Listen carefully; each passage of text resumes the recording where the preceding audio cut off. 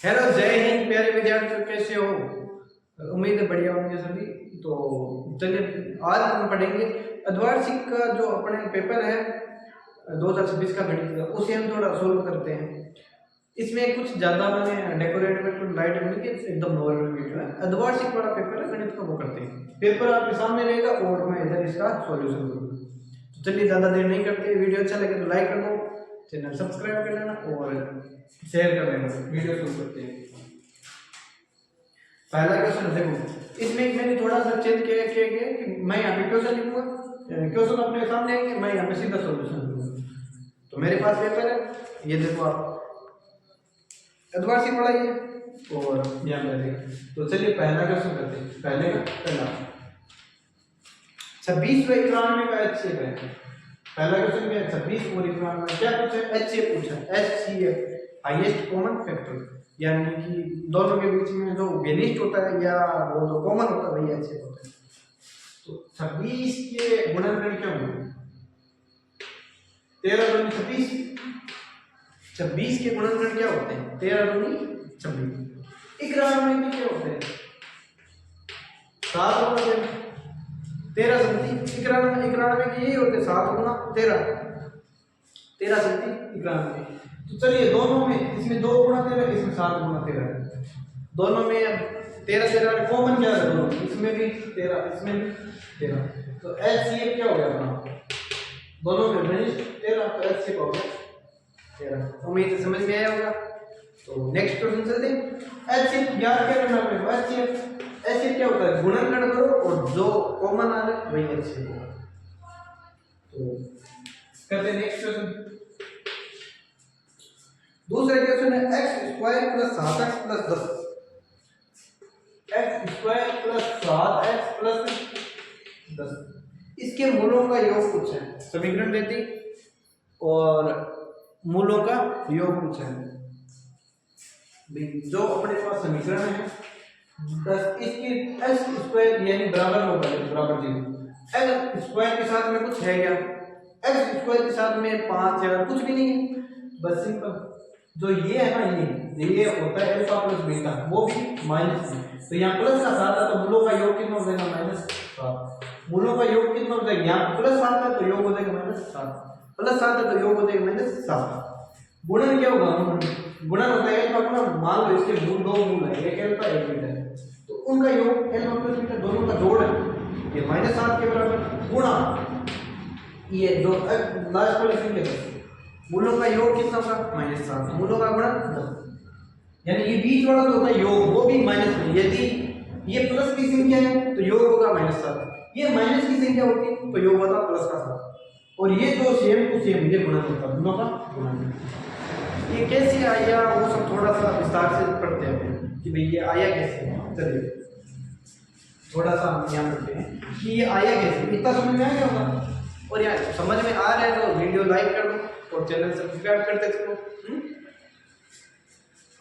आगे आया कैसे? ax² मानक समीकरण होती है bx + 3 बराबर में 0। इसके मान और मूल है अल्फा और बीटा, इसके मूल, तब इनका योग क्या होता है? अल्फा प्लस बीटा का ये होता है -b/a। अल्फा गुणा बीटा क्या होता है? c/a। ये सूत्र होता है alpha plus beta -b/a। Alpha गुणा बीटा होता है c/a। अपने पास इसके x² के साथ में क्या होता है? a। x² के साथ में अपने पास कुछ नहीं है, तो इससे तुलना करो भाई, इस समीकरण की तुलना करोगे तो इससे, तो x² के साथ में इधर a है, इधर कुछ नहीं, तो a बराबर आ गया 1, इधर b है, इधर 7, तो b बराबर आ गया 7, इधर c है, इधर 10, c बराबर आ गया 10। तो यानी अल्फा प्लस बीटा क्या आ गया? -b/a। a की जगह मजीद मान रखना, b की जगह 7 यानी -7/1, दोनों का योग कितना है? 10/। अब बताओ बट्टे में 1 लगाने से कुछ फर्क पड़ेगा नहीं ना भाई, भाग में 1, तो ये भी -7, तो इससे -7 आया, ये -10, ये प्लस का 10 है। तो जो अपने शुरुआत में शॉर्ट कट किया था वैसे ही किया था कि भाई इसको मानक समीकरण में तुलना करो, a b c आएंगे, और अपने ध्यान में इतना सब ये नहीं याद है, इतना ध्यान रखना कि दोनों का योग कितना होता है? ये प्लस वाला है, इसकी जगह माइनस। गुणन क्या होता है? ये सेम टू सेम। गुणन क्या होता है, सेम टू सेम। जोड़े में क्या होता है कि ये प्लस है तो इसकी जगह माइनस लेना है, मूलों का योग, तो ये प्लस आता है तो मूलों का योग आ जाएगा -7। तो आगे क्वेश्चन करें तीसरा।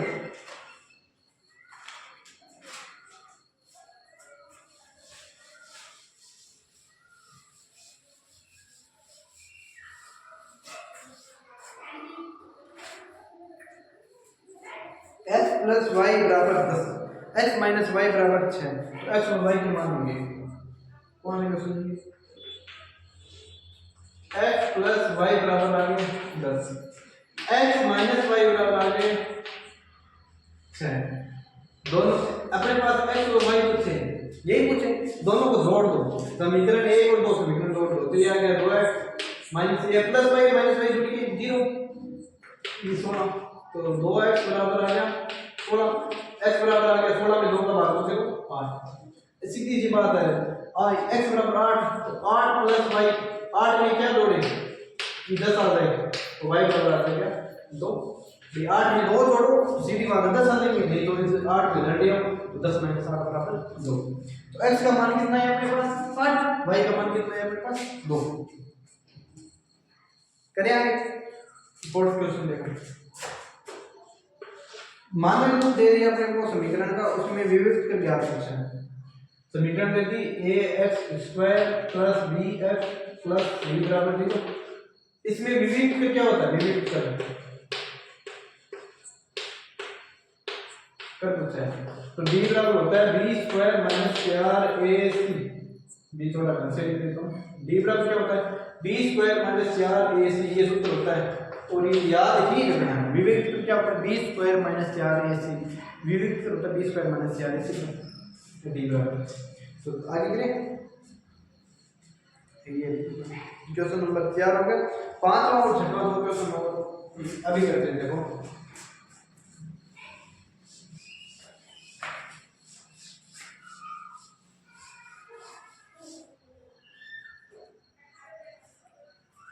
क्वेश्चन नंबर 5 क्या बोल रहा है आपको, ये मैं देख लेता हूँ कैमरा वगैरह चालू है,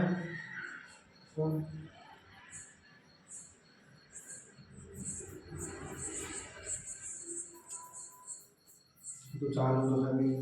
5वां क्वेश्चन है कि एपी दे दिया अपने 7, 13, 19, 25 ऐसे 7, 13, 19, 25 ऐसे एपी दे रही है। इसका पूछ लिया अपने को, कौन सा पद पूछ लिया, 12वां पद याद करना। तो भाई 12वां पद a 12 बराबर क्या होता है, सूत्र होता है a + 11d।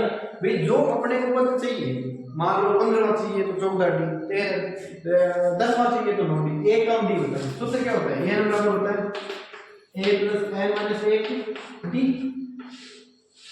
ये सूत्र होता है, यानी n में से एक घटा के d के साथ में गुणा करना है। तो अपने 12वां चाहिए तो 11 कर दिया, ठीक है।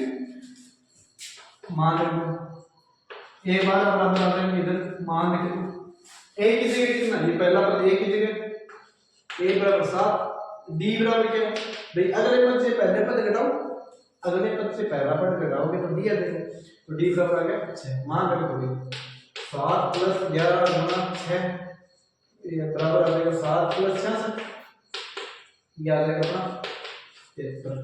तो 12वां पद कितना आया, a 12 बराबर आ गया 12वां पद कितना आया 73। ध्यान में देगा 12वां पद कितना आया 73। उम्मीद है समझ में आएगा भाई, कुछ नहीं कि अपने सीधी सी फॉर्मूला लगे, 12वां पद a + n - 1 यानी 11d, 12वां पद यानी a + 11d। मान लीजिए a की जगह 7, 11 × d की जगह 13 - 7 के 6, तो 7 + 11 × 6 यानी 66, मान लीजिए उत्तर आ गया 73। तो चलिए नेक्स्ट क्वेश्चन करते हैं,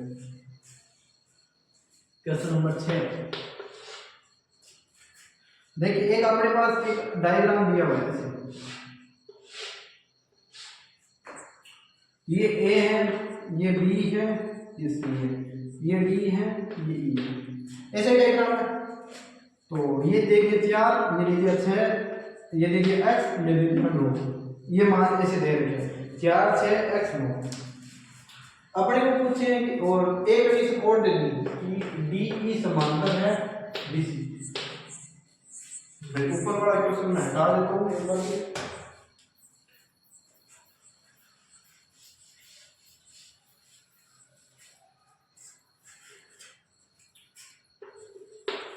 ये से यानी ये अपने पास दे दिया कि ये दोनों लाइनें क्या अपने समांतर है, ये 4 ये 6 ये x और ये 9, ये दोनों समांतर है, ये 4 6 x 9।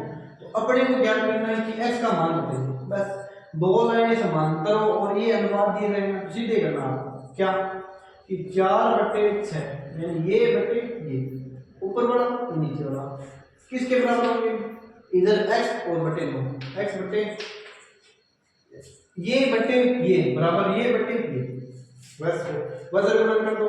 तो इसको इधर गुणा कर दो, इसको इधर गुणा कर दो, वज्र गुणन से 6x बराबर आ गया 9 चौके 36, x बराबर आ गया 36 में 6 का भाग दो।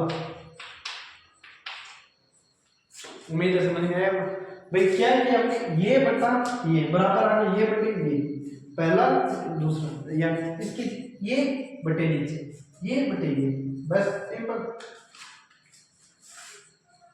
और बाद में किया हमने वज्र गुणन, यानी जो किए वो 4/6 बराबर x बटे 9।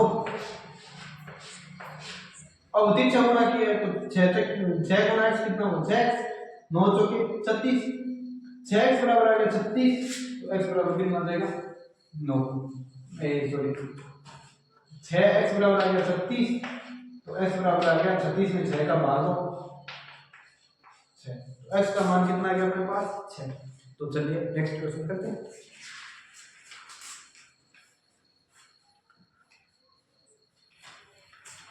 और नेक्स्ट क्वेश्चन करने से पहले यदि सर लाइक कर दो या क्लास को अच्छी लग रही हो तो लाइक कर दो। मुझे पता है आप लाइक करना सारे भूल जाते हो, तो मैं याद दिला रहा हूँ या लाइक करो, शेयर करो और सब्सक्राइब जरूर करो। चलिए आगे।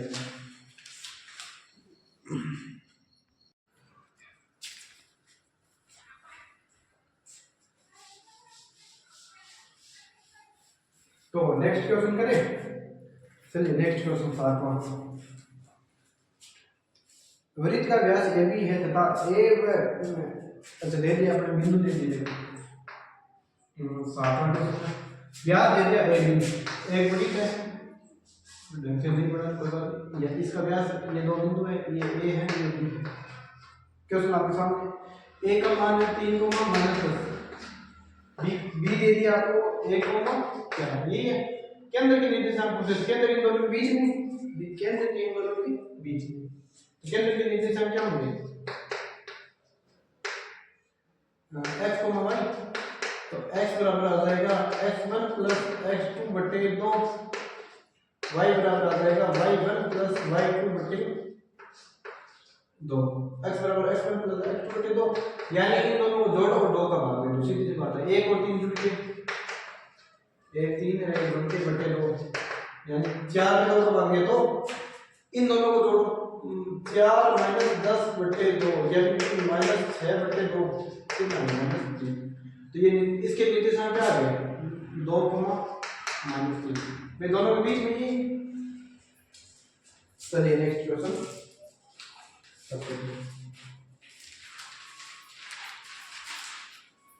अगला क्वेश्चन है sin 60 का मान निकालो। भाई सीधे समझ sin 60 इसका मान तो हमें याद रखना रूटीन में। अच्छा एक तो मान और बता देता हूं, sin 30 पूछे तो 1/2, cos 30 पूछे तो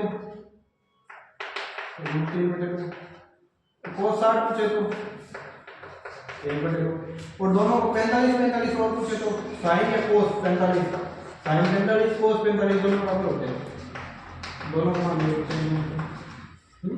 अपने पूछा sin 60 है, लेकिन इतने भी ध्यान में होना चाहिए cos 60 1/2, sin 30 1/2, cos 30 √3/2, यानी इसमें 30 में देखो sin में 1/2, cos 30 में √3/2, sin 60 √3/2, cos 60 1/2, दोनों के 45 वाले मान दोनों में बराबर होते हैं 1/2। चलिए नेक्स्ट क्वेश्चन आपके सामने स्क्रीन पे, 10 मीटर दूर से एक वृक्ष की छाया 10√3 मीटर हो तो सूर्य का 49 कोण होगा। इसको मैं कर देता हूं साफ, क्वेश्चन पढ़ो तुम एक बार, 10 मीटर ऊंचे वृक्ष की छाया, जैसे ये वृक्ष ऐसा वृक्ष मान लीजिए इसकी हाइट कितनी है 10 मीटर, छाया की लंबाई कितनी है 10 रुपये 3। ये छाया ये थीटा पूछ लिया देखो यहाँ पर नाम जो है तो ये कौन पूछ लिया कि छाया की लंबाई 10 रुपये 3 है, ये 10 है। कैसे निकालोगे tan थीटा बराबर क्या होता है लंब बटे आधा, लंब बटे आधा, लंब का मान दे दे 10, आधा का मान दे दे 10 रुपये, ये 10 बटे 10 रुपये 3 tan थीटा बराबर आ गया ये कट गया 1 बटे रूट 3। बताओ भाई tan कितना मान होता है बराबर tan 30 का मान होता है, 1 बटे रूट 3 किसका मान होता है tan 30 का, तो थीटा दोनों पर तुलना करने से थीटा का कितना आएगा 1 बटे रूट 3 tan 30 का मान होता है, तो tan थीटा बराबर 1 बटे रूट 3 और ये मान होता है tan 30 का, तो tan थीटा बराबर दोनों से तुलना करने से 30 डिग्री कटेगा नहीं, tan से काटना नहीं है, tan से tan काटना नहीं है, थीटा बराबर है 30 डिग्री। अगला क्वेश्चन देखो वृत्त के किसी एक बाहरी बिंदु से वृत्त कर खींची गई स्पर्श रेखाओं की संख्या होगी, वृत्त के बाहर एक बिंदु है उससे कितनी स्पर्श रेखा खींची जा सकती है, 3 कंडीशन देखेंगे जैसे एक है इसके बाद में एक लाइन बोलिए बाहर बिंदु है कितनी होगी, बाहर बिंदु से कितनी होगी, बाहर एक बिंदु से 2 स्पर्श रेखा, वृत्त के ऊपर एक कोई बिंदु है इस बिंदु से कितनी होगी एक स्पर्श रेखा। मान लो कोई ये सोचे कि वृत्त के अंदर बना दूंगी, इस बिंदु से वृत्त के ऊपर स्पर्श रेखा खींची जाएगी, नहीं खींची जाएगी, क्यों, ये तो त्रिज्या बन जाएगी, या फिर मान लो इधर उधर आधा आधा कोई बिंदु हो तो जीवा बन जाएगी, स्पर्श रेखा नहीं तो जीरो स्पर्श रेखा, जीरो स्पर्श रेखा। अपने को पूछे भारी बिंदु से, तो भारी बिंदु से कितनी खींची जाएगी 2 स्पर्श रेखा। आगे r त्रिज्या वाले वृत्त की त्रिज्या खंड का क्षेत्रफल जो केंद्र पर थीटा कोण बनाता है,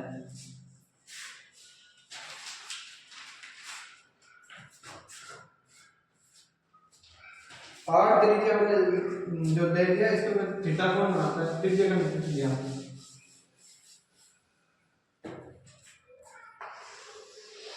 तो ये इसकी त्रिज्या r है, ये अपने को एरिया याद करना है, क्या होगा त्रिज्या खंड का क्षेत्रफल क्या होता है, ये सूत्र पूछा है, त्रिज्या खंड का क्षेत्रफल सूत्र होता है थीटा बटे 360 इनटू पाई r स्क्वायर, क्या सूत्र होता है थीटा बटे 360 इनटू पाई r स्क्वायर, ध्यान में रखना। नेक्स्ट क्वेश्चन करें, ये कौन सा था अपना, ये था 11 बात 3 सेमी त्रिज्या वाले गोले का आयतन होगा, r बराबर कितना दे दिया 3 सेमी, गोले का आयतन पूछा है, गोले का आयतन क्या सूत्र होता है 4/3 पाई r भी होता है भाई, गोले का सूत्र गोले का आयतन पूछ लिया और त्रिज्या दे दी 3 सेमी, 4/3 पाई r मान दे तो 4/3 पाई r क्यूब को r का मान 3 गुना 3 भाई क्यूब का तो 3 बार r क्यूब का तो 3 गुना 3 गुना 3 से 3 है 3 से, तो ये कितना हो जाएगा गुणा कर लीजिए 4 3 12 36 पाई के बदले में बताना तो पाई के बदले में कितना आ गया 36 पाई, 3 से त्रिज्या वाले गोले का आयतन कितना आ गया 36 पाई। आगे करिए नेक्स्ट क्वेश्चन, बेलन के एक वक्र पृष्ठ के क्षेत्रफल ज्ञात करने के सूत्र जैसे त्रिज्या r और ऊंचाई h, आगे बेलन का वक्र पृष्ठ के क्षेत्रफल का सूत्र ही पूछा है, क्या होता है बेलन का वक्र पृष्ठ के क्षेत्रफल, बेलन का वक्र पृष्ठ के क्षेत्रफल क्या सूत्र होता है इसका, होता है 2 पाई r h, क्या सूत्र होता है 2 पाई r h, ध्यान में रखना बेलन का वक्र पृष्ठीय क्षेत्रफल का सूत्र क्या होता है 2 पाई r। कुल पूछ ले तो कुल मान लो इसका बेलन का पूछ लिया कुल पूछ लिया कुल क्षेत्रफल तब 2 पाई r तो है ये इसमें 2 पाई r स्क्वायर ओवर 2 तो 2 पाई r कॉमन ले लो r प्लस s बन जाएगा ये बन जाएगा और 2 पाई r प्लस 2 पाई r स्क्वायर जोड़ना और 2 पाई r कॉमन लोगे तो 2 पाई r प्लस s ये सूत्र होता है कुल का वक्र पृष्ठ का ये कुल पृष्ठीय क्षेत्रफल का बेलन का ये उम्मीद है फॉर्मूले याद होंगे। ये अपने केवल पेपर सॉल्विंग क्लास है थोड़ी स्पीड से चल रहे हैं क्योंकि अपने को भी तो लगभग 3 घंटे 3.5 घंटे में पूरे कंप्लीट करने क्वेश्चन बड़े क्वेश्चन हमें ज़्यादा टाइम लगेगा। तो नेक्स्ट क्वेश्चन करें। एक पासे को फेंकने पर 6 अंक आने की प्रयत्नता है। अगला क्वेश्चन देखिए। एक पासे को फेंकने पर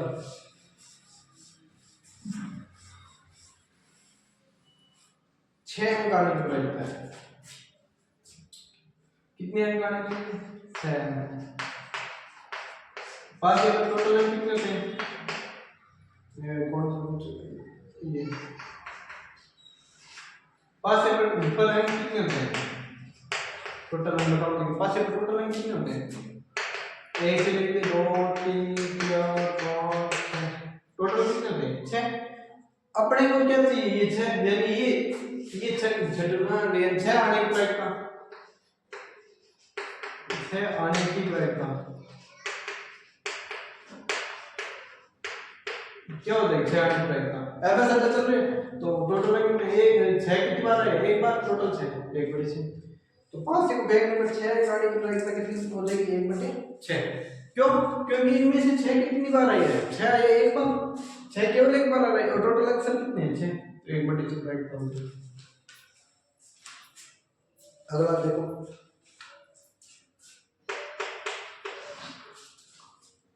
3 5 7 9 11 13 15 3 5 7 9 11 13 15 इतने संख्या का माध्य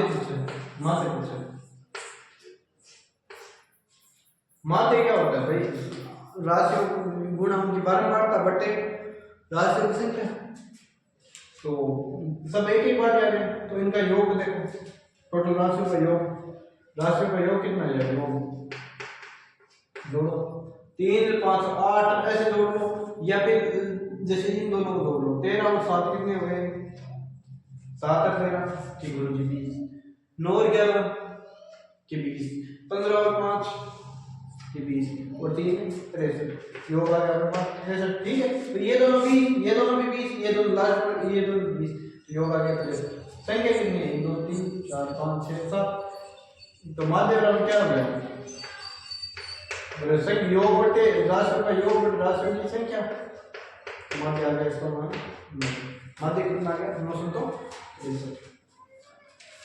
तो अब ऐसा वाले 15 क्वेश्चन करवा दिए थोड़ी स्पीड से चलिए गाड़ी में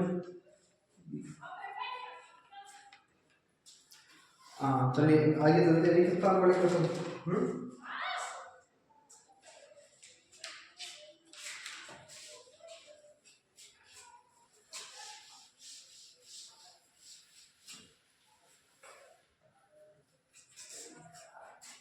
रेगिस्तान वाले क्वेश्चन देखिए a1x plus b1 plus a1 ये आपके सामने क्वेश्चन है और वो सब कंडीशन पूछ रहा है सीधी बात है जैसे a1x प्लस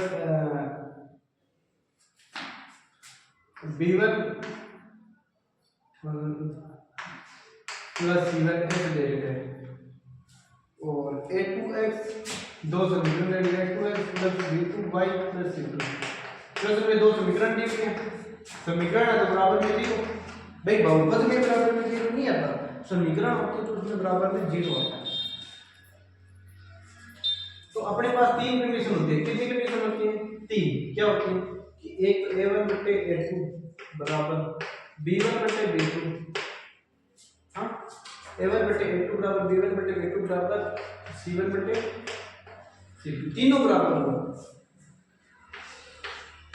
एक बार ये हो जाए मान लो कि a1 बटे a2 बराबर है b1 बटे b2 बराबर नहीं है c1 बटे c2।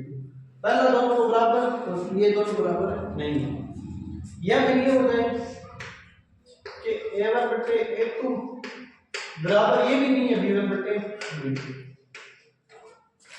तीनों का डिफरेंशियल या तो दोनों बराबर, दोनों में पहला दूसरा तीसरा तीनों एक बराबर, या पहले दो बराबर तीसरा बराबर नहीं है, या पहला और दूसरा ही बराबर नहीं है। तीन कंडीशन होगी, पहले में तीनों बराबर, दूसरे में पहले दो बराबर ये बराबर नहीं है, तीसरे में ये दोनों बराबर।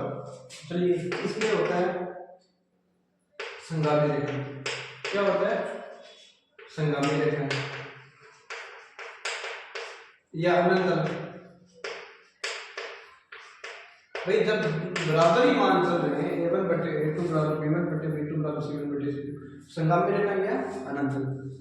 इसमें क्या होता है? इसमें बताओ देखिए, जब पहले दो बराबर है तीसरा बराबर नहीं है तो ये होंगे, जब पहले दो बराबर तीसरा बराबर नहीं है तो ये समांतर रेखा है, समांतर रेखा है। और यहाँ पे क्या होंगे? जीरो है। पहले वाले में अनंत, दूसरे वाले में जीरो है। तीसरे का दोनों काट ली ऐसी, फिर पहला और दूसरा बराबर नहीं है, दोनों काटेंगे तो यानी प्रतिच्छेदी रेखा, प्रतिच्छेदी रेखा कितने होंगे? एक करके बस तीनों कंडीशन देती है। a1 बटे a2 बराबर b1 बटे b2 बराबर c1 बटे c2 है, तीनों बराबर हैं तो संगामी रेखा अनंत। पहले दो बराबर है तीसरा बराबर नहीं है तो समांतर रेखा जीरो है, पहले दो ही बराबर नहीं है तो प्रतिच्छेदी रेखा एक है। तो इसमें क्या आ जाएगा अपने रेगिस्तान में? अनंत। कितने होंगे? इसके पूछे अपने रेगिस्तान में कितने होंगे? अनंत। रेगिस्तान में कितने होंगे? अनंत। दूसरा क्या है? वृत्त के किसी बिंदु पर स्पर्श रेखा स्पर्श बिंदु से जाने वाली त्रिज्या पर क्या होती है? भाई एक मिनट चालू रखना, देखना अपना ऑडियो वीडियो क्लियर आ गया। और चलो तो रहिए क्लास अपना क्वेश्चन क्या कह रहा है मैं लिख देता हूँ। देखो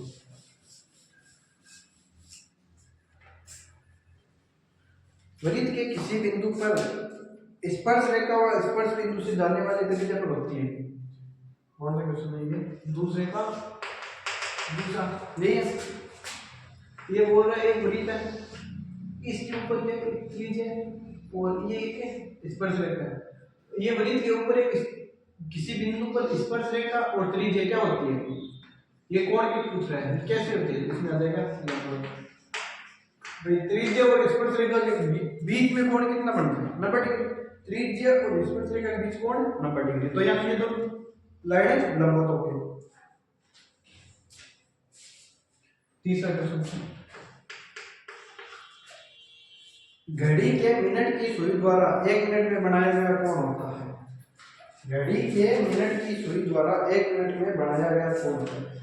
तो बात बताओ, घड़ी है क्या है? घड़ी, इसमें पूरा ये तो घड़ी बना दिया, मिनट की सुई यहां से चलकर यहां वापस आने में कितना टाइम लगेगा? 1 घंटा। 1 घंटा यानी 60 मिनट में कितना कोण बनाएंगे?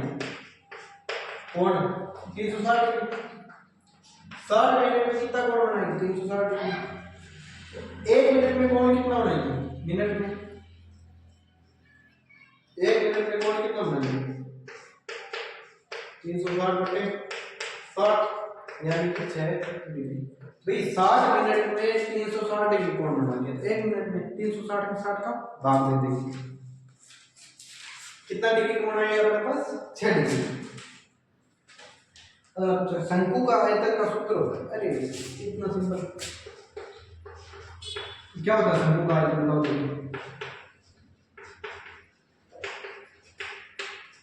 आयतन इसका सूत्र होता है पाई आर स्क्वायर एच बटे 3। शंकु का आयतन क्या होता है? बेलन बटे 3, बेलन का आयतन बटे 3 यानी पाई आर स्क्वायर एच बटे 3। या फिर ऐसे भी बोल सकते हो भाई, कोई मान लो ऐसे बोले 1/3 पाई आर स्क्वायर एच, भाई दोनों सेम, चलिए 1/3 पाई आर स्क्वायर, ये पाई आर स्क्वायर।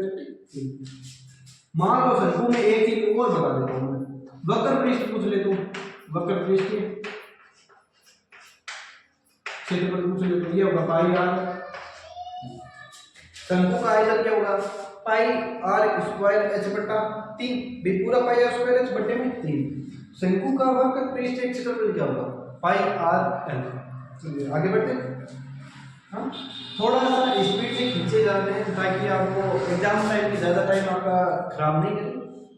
मैं उम्मीद करके लग रहा हूँ, ऐसे सोच रहा हूँ कि आपने पढ़ाई कर ली, अब एग्जाम टाइम में रिवीजन कर लें, फिर भी थोड़ा स्पीड से चलते हैं, बाकी ठीक है क्लास में थोड़ा धीरे चलते हैं, और बड़े क्वेश्चन आएंगे तो थोड़ा समझा के करेंगे। अगला 6 पूछा है मेरे को, यहाँ बता देंगे शायद क्यों 6 में ये फॉर्मूला होता है। 6 में क्या फॉर्मूला होता है, 3 माध्यक, क्या होता है 3 माध्यक बराबर, चलो इसे क्लास यहाँ से थोड़ा ये साफ करके आउट कर देते हैं। कौन सा चीज है ना, 3 माध्यक बराबर होता है 2 माध्यक प्लस बहुलक, यही होता है। यानी याद रखने में कैसे याद रखें, माध्य में कितने वर्ड आ रहे हैं, एक पूरे वर्ड, आधे वाला नहीं लिखना, 2 3, तो माध्यक में नाम में कितने वर्ड आ रहे हैं, इस नाम में कितने, इस नाम में कितने आ रहे हैं, 1 2, नाम में आ रहे 2, बहुलक में कितने आ रहे 4 वर्ड। अपने को देखना 3 माध्यक, 3 के साथ में कितने नंबर आ रहे हैं, 3 के साथ में गुणा में आ रहे 3, 2 नाम आ रहे हैं इसके साथ में गुणा में कितने नंबर आ रहे हैं, अब बहुलक कुछ नहीं तो 4 नंबर आ रहे हैं, 4 के साथ में कितने आएंगे 1, वो नंबर याद रखो 3 2 1, नंबर क्या है 3 बराबर 2 प्लस 1, यही है 3 2 1, 3 बराबर क्या होता है 2 प्लस 1, यानी 3 के साथ में क्या नाम आएगा माध्यक, 2 के साथ में क्या नाम आएगा माध्यक, और 1 के साथ में क्या आएगा बहुलक, यानी 3 माध्यक बराबर 2 माध्यक प्लस बहुलक। तो उम्मीद है ये याद रहेगा, वैसे बहुत ज्यादा इंपॉर्टेंट सूत्र है, याद होना चाहिए। फिर भी एक ट्रिक बताते हैं छोटी सी, कि 3 के साथ में 3 अक्षर वाला, 2 के साथ में 2 वाला, एक बहुलक के साथ में 1, 3 2 1 याद रखें, यानी 3 माध्यक बराबर 2 माध्यक प्लस बहुलक। तो इसी के साथ ये अपने क्वेश्चन नंबर 2 रिक्त स्थान वाले हो चुके हैं, उसके बाद थोड़े बड़े क्वेश्चन करेंगे, तो आप नोट करो 1 मिनट में चालू क्लास चालू करेंगे। तीसरा क्वेश्चन शुरू करें, अभी थोड़ा सा हमें टाइम लग रहा है एपिसोड में, क्योंकि बड़े क्वेश्चन है तो बाद में इतना टाइम नहीं लगेगा। चलिए क्वेश्चन नंबर 3, क्वेश्चन नंबर 3 आपके सामने देखो, 3 8 2 5 यानी 3825, पहला क्वेश्चन क्या है 3800, इसकी क्या चाहिए अपन को, अभाज्य गुणनखंड, एकदम सिंपल 3 8 2 5 अभाज्य गुणनखंड कर दो। पहले देख लो भाई 3 का भाग जा रहा है तो 3 दे दो, 5 का जा रहा है तो 5 दे दो, पहले कोई फर्क नहीं पड़ता, पहले 3 का भाग दो या 5 का दो, अपने को दे रहा है 5 का जा रहा है तो 5 का देते हैं, 2 भी 5 और 3 33 बच गए 3, और 3 2 5 से 30 बच के 2 और 5, अब फिर 5 का दे दो, 5 1 5 बच गए 2, 5 15 25 और फिर 1 15 है 3, अभी 5 का तो नहीं जा रहा, कोई बात नहीं, 3 का जा रहा है, देखो 1 3 1 5 6 3 9, 3 का ले लो कितना 5 1 कम, फिर 3 का 17, फिर बस अभाज्य गुणनखंड क्या है 3 गुना 3 गुना 5 गुना 5 गुना 3 8 2 5, इसका अभाज्य गुणनखंड क्या आ गया 3825 का अभाज्य गुणनखंड हो गया 3 गुना 5 गुना 5 गुना 70। समझ में आया, भाई भाग देना अपने को, पहले 3 का दो फिर 5 का दो, अपने को आसान लगा कि 5 का ज्यादा तो 5 का देख लिया, वैसे चेक करते कि 3 8 11 2 13 5 18 3 का जा रहा है तो पहले 3 का ले लेते, कोई फर्क नहीं है। चलो क्वेश्चन करेंगे,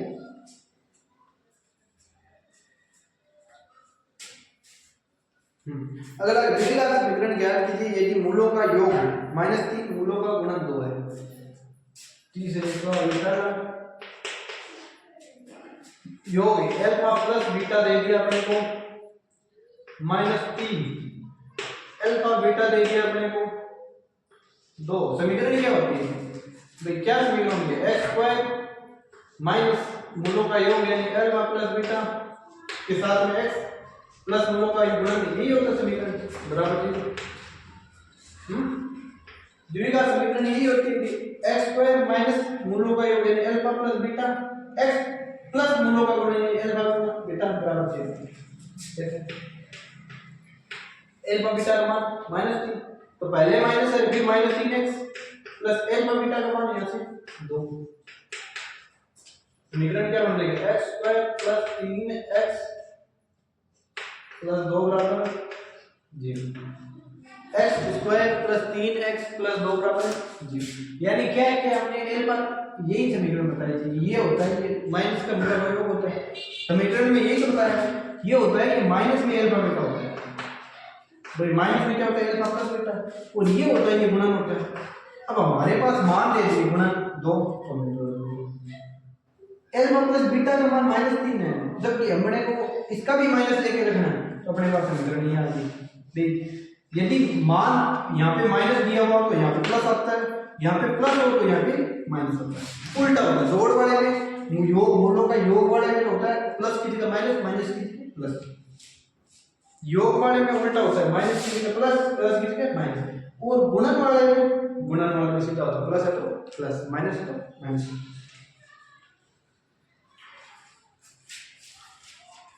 एक थर्ड क्वेश्चन इसका तीसरे का थर्ड।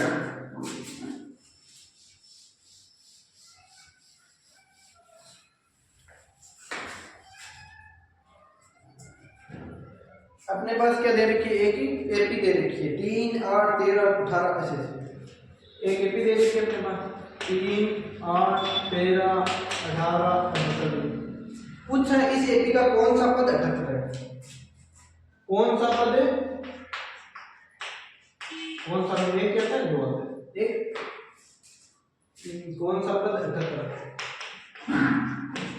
अब बताओ देखिए 78 क्या दे दिया अपने को, 78 क्या दे दिया, 78 ये क्या है, क्या n बराबर 78 है या a बराबर 78 है, क्या चीज दे दी अपने को 78 दिए, ये क्या है, कौन सा पद 78 है, ना कि 78वां पद है भाई, ये तो बोला ही नहीं 78वां पद कौन सा, ये बात तो नहीं है, तो यानी n बराबर 78 नहीं लेना, a बराबर 78 लेना है अपने को, बस इतना समझ लो कौन सा पद 78 यानी a बराबर 78। बस अपने पास सारी चीजें हैं, फॉर्मूले में सारी चीजें जो चीजें हैं वो रखते चलो। देखो 3 a बराबर कितना मान है 3, b बराबर कितना मान है, इसमें से इसको जोड़ो घटाओ, देखिए 8 में से 3 घटाओ 5, तो a सूत्र क्या होता है a plus n minus 1 d बराबर आता है an, यानी a की जगह 3 प्लस n माइनस 1 d की जगह 5 बराबर आ गया अपना n माइनस 1 गुना 5, ये 3 प्लस का इधर है, इधर आके हो जाएगा माइनस, तो ये इधर 3 प्लस का इधर आके माइनस, ये हो जाएगा 78 माइनस 3, तो n माइनस 1 बराबर आ जाएगा ये आ गया 75, तो बटे 5। जो अपने पास देखो पहले ये सूत्र लगाया, ये 3 प्लस का था, इसको उधर ले लिया, तो 78 में से 3 गए तो 75, ये 5 जब गुणा है तो ये 3 से भाग में, तो n माइनस 1 के बराबर आ गया 75 बटे 5 लेंगे 15, यहाँ लिख देता हूँ n माइनस 1 बराबर आ गया 15, n बराबर आ गया 16, n बराबर कितना आ गया 16। बस सिंपल पूछा है कि इस एपी का कौन सा पद 78 कौन सा है, इस एपी का 16वां पद 78 है, कौन सा पद 78 है, 16वां पद 78 है, यानी कुछ ने कौन सा पद, यानी तो 16वां पद 78। दोस्तों वीडियो थोड़ी सी स्पीड में जा रही है क्योंकि अपने क्वेश्चन होंगे नहीं रिवीज, ये मतलब एक एडवांस पूरा पेपर करवाने में भी मुझे 5-6 घंटे लगेंगे जी, समझाओ। अपने को टारगेट लेके चले 3 घंटे में, तो लगभग अपने 3 घंटे में इसको कंप्लीट करना है, इसलिए थोड़ा सा हम इसको स्पीड लेके कर लेंगे। क्वेश्चन बहुत ज़्यादा है, अभी हम पहुँचे नहीं है भाई, 25% पर ही नहीं पहुँच जाते हैं, ठीक है।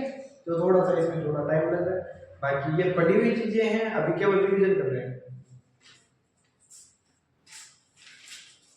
तो अगला क्वेश्चन करें, यदि समझ में है बढ़िया लाइक कर दो, और यदि नहीं समझ में है तो रोको, वीडियो पॉज करो और फिर देखो वापस, जरूर समझ में है, नहीं जो भी आपको डाउट लगे कमेंट कर दो।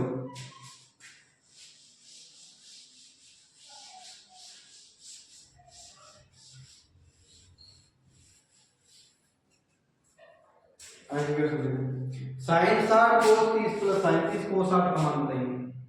अगला क्वेश्चन क्या है, sine 60 cos 30, sine 60 cos 30 plus sine 30 cos 60, इसके प्लस से कौन है, sine 30 cos sine 60 cos 30 plus sine 30 cos 60, मान रख दो, साइन 60 का मान √3/2, cos 30 का मान √3/2, साइन 30 का मान 1/2, cos 60 का मान 1/2, बीच में क्या प्लस बस।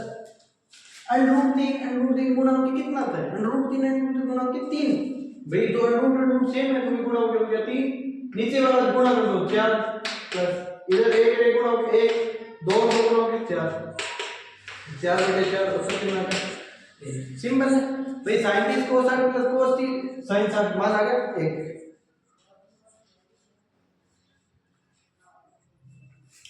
तो अगला क्वेश्चन करें, 5वां।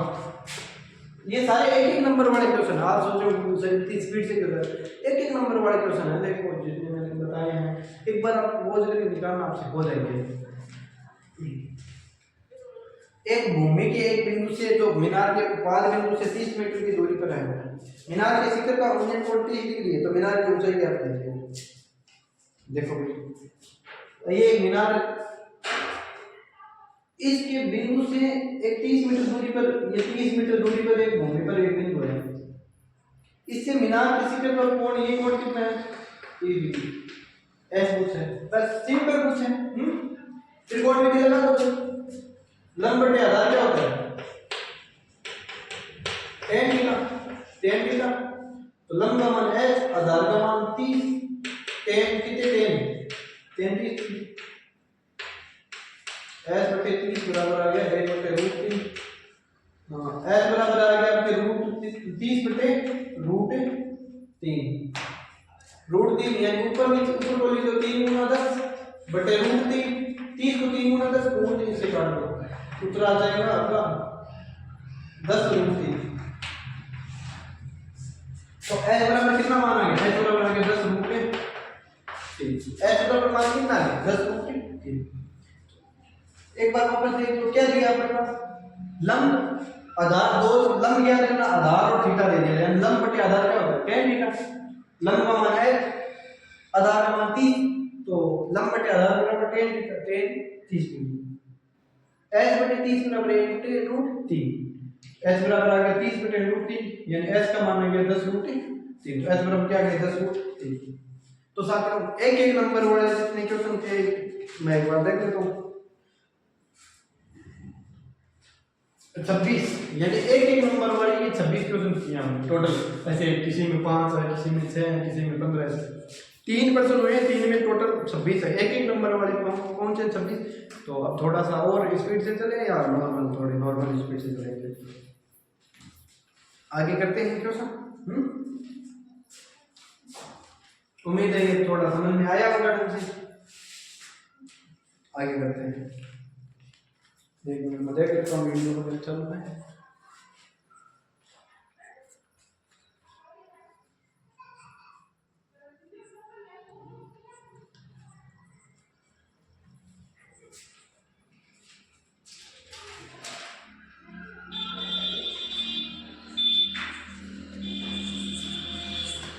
तो साथियों अभी हम 7-8 क्वेश्चन और करेंगे, उसके बाद ये पे थोड़ा समाप्त करेंगे क्लास को।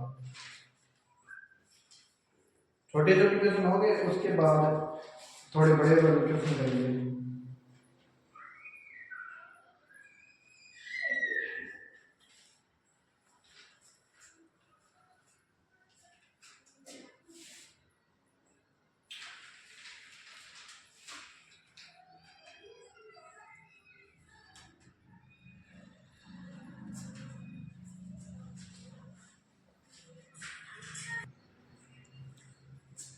तो साथियों ये क्वेश्चन थे कुछ छोटे छोटे, जो 26 क्वेश्चन थे वो हमने अभी कंप्लीट कर लिए।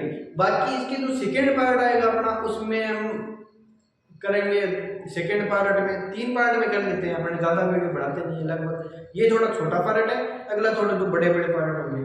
तो ये 26 क्वेश्चन कैसे लगे बताना मुझे। वीडियो अच्छा लगे तो लाइक कर दो यार, कमेंट करो और चैनल सब्सक्राइब करो, शेयर करो जहाँ तक। इनमें से सेम टू सेम क्वेश्चन आएंगे, जो अर्धवार्षिक में पेपर है इनमें से सेम टू सेम। चलिए, जय हिंद, जय भारत।